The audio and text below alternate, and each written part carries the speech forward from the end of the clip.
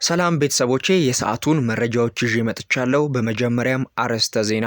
ከኢፌዴሪ ጠቅላይ ሚኒስትር ዶክተር አብይ አህመድ ለትግራይ ጊዜያዊ አስተዳደር ሌተናንት ጀነራል ታደሰ ወረደ የተሰጠ ቀጭን ትዕዛዝ። የአፍሪካ የአህጉሪቱ መሪዎች አዲስ አበባን አደነቁ። የአፍሪካ መሪዎች አዲስ አበባን በአህጉሪቱ ካሉ ምርጥ ከተሞች ቀዳሚዋ በማድረግ እያወደሷት ይገኛሉ።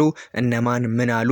አስደምጣችኋለሁ። ቀይ ባህር የኢትዮጵያ ቤት በመሆኑ ወደ ባህሩ መመለሳችን አይቀሬ ነው ሲሉ ፕሮፌሰር ብሩክ ኃይሉ ተናገሩ። በሱዳን አስከፊ የሆነ ጥቃት ደርሷል። እነዚህን መረጃዎች በትንተና የማስደምጣችሁ ይሆናል። አብራችሁኝ ቆዩ።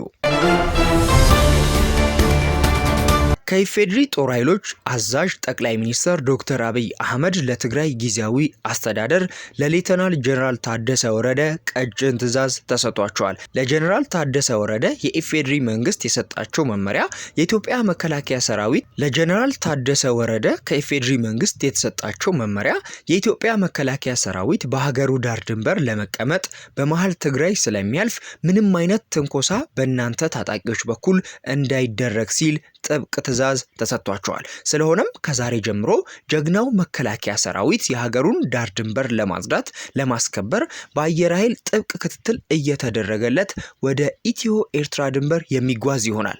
የጦርነቱ ዋና ታርጌት ወይም ኢላማ የኢትዮጵያ ሉዓላዊነትን ማስከበር በመሆኑ የትግራይ ህዝብ ከፌዴራል መንግስት ጎን መቆም እንዳለበት ይታመናል። የሻዕቢያ ከናንተ ጎን ነን የሚል መደለያ ቃላቶች ልክ በወጥመድ ላይ እንደተቀመጠ እንደ ትንሿ ቁራጭ ዳቦ ነው።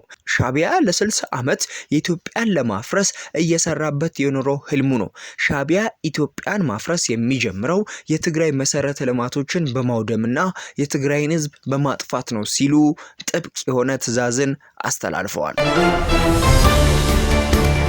የአፍሪካ የአህጉሪቱ መሪዎች አዲስ አበባን አደነቁ። የአፍሪካ መሪዎች አዲስ አበባን በአህጉሪቱ ካሉ ምርጥ ከተሞች ቀዳሚዋ በማድረግ እያወደሷት ይገኛሉ። የጋናው ፕሬዝዳንት ጆን ድራማኒ መሃማን ስለ ከተማዋ ሲናገሩ አዲስ አበባ እጅግ ውብ ከተማ ናት፣ የእውነትም የአፍሪካ መዲና ለመሆን ሙሉ ብቃት አላት በማለት አድናቆታቸውን ገልጸዋል። ይህ አስተያየት ከተማዋ ያላትን አህጉራዊ ግርማ ሞገስና ተቀባይነት በግልጽ ያሳያል። እንደ አውሮፓውያን አቆጣጠር በ2025 የደቡብ አፍሪካው ፕሬዝዳንት ሲሪል ራማፎሳ በበኩላቸው የአዲስ አበባን ሰላምና ደህንነት፣ ጽዳት እንዲሁም ደማቅ የሌሊት መብራቶች አድንቀዋል። ፕሬዝዳንቱ ጆሃንስበርግ ከአዲስ አበባ ብዙ ልምድ መቅሰም እንዳለባት በመጠቆም ከተማዋ ለሌሎች የአፍሪካ ከተሞች አርያ መሆኗንም መስክረዋል። በተጨማሪም የአፍሪካ ህብረት ኮሚሽን ሊቀመንበር መሐሙድ አሊ ዩሱፍ አዲስ አበባን በከፍተኛ ፍጥነት እያደገች ያለች ውብ ከተማ ሲሉም ጠርተዋታል። የአፍሪካ ህብረት መቀመጫ የሆነችው አዲስ አበባ የአህጉሪቱን የእድገትና የብልጽግና ጉዞ ማሳያ እየሆነች ትገኛለች። ከመላው የአፍሪካ ለሚመጡ እንግዶች ምቹና ማራኪ መሆኗ የኢትዮጵያ በሀገሪቱ ዲፕሎማሲያዊ መድረክ ያላትን ሚና ይበልጥ እያጠናከረው መጥቷል። ቀይ ባህር የኢትዮጵያ ቤት በመሆኑ ወደ ባህሩ መመለሳችን አይቀሬ መሆኑን የፖለቲካል ሳይንስና ዓለም አቀፍ ግንኙነት መምህርና ተመራማሪ ፕሮፌሰር ብሩክ ኃይሉ ገለጹ። ፕሮፌሰር ብሩክ ለጋዜጣ ፕላስ በሰጡት መረጃ እንዳመላከቱት ቀይ ባህር የቀድሞውን የኢትዮጵያ አካልና ቤቷ በመሆኑ ወደ ባህሩ መመለሳችን የታሪክ ግዴታ ነው። ቀደም ሲል በተፈጸሙ ስህተቶች የሀገሪቱ ህዝብና ኢኮኖሚ እየተጎዳ መቀጠል ስለሌለበት የቀይ ባህር ተደራሽ እጅግ አስፈላጊ መሆኑን ገልጸዋል።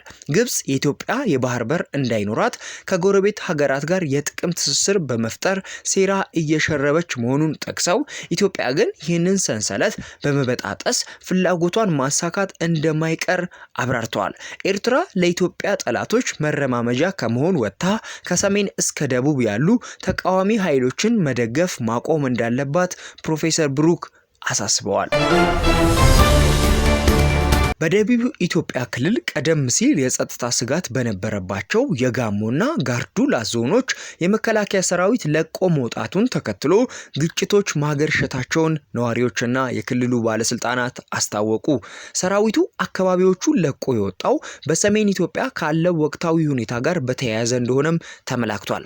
በጋሞ ዞን አርባ ምንጭ ዙሪያ ወረዳ በሚገኙ የዘይሴ ብሔረሰብ ቀበሌዎች ትናንት እሁድ የካቲት 8 ቀን 2000 18 የተኩሱ ድምጽ የተሰማ ሲሆን ከአርባ ምንጭ ጊዶሌ የሚወሰደው አውራ ጎዳና ለጥቂት ሰዓታት ተዘግቶ ነበር። ችግሩ ከራስን በራስ የማስተዳደር ጥያቄ ጋር የተያያዘ እንደሆነ የተገለጸ ሲሆን በአሁኑ ወቅት የክልሉ አድማ ብተና ኃይልና የዞኑ ፖሊስ አካባቢውን በማረጋጋት ላይ መሆናቸውም ተነግሯል። በተመሳሳይ በጋርዱላ ዞን ደራሼ ወረዳ የሚገኙ 3 ቀበሌዎች ውስጥ ከማንነት እርሻና ከግጦሽ መሬት ጋር በተያያዘ የእርስ በርስ ግጭት ተቀስቅሷል። በጋርዱላ ዞን እና በአዋሳኝ አካባቢዎች በተከሰተው አለመረጋጋት የመዋቅር ጥያቄ የሚያነሱ አካላት የመንግስት ደጋፊዎች ናቸው ያሏቸውን ነዋሪዎች ቤትና ንብረት ማቃጠላቸው ተገልጿል።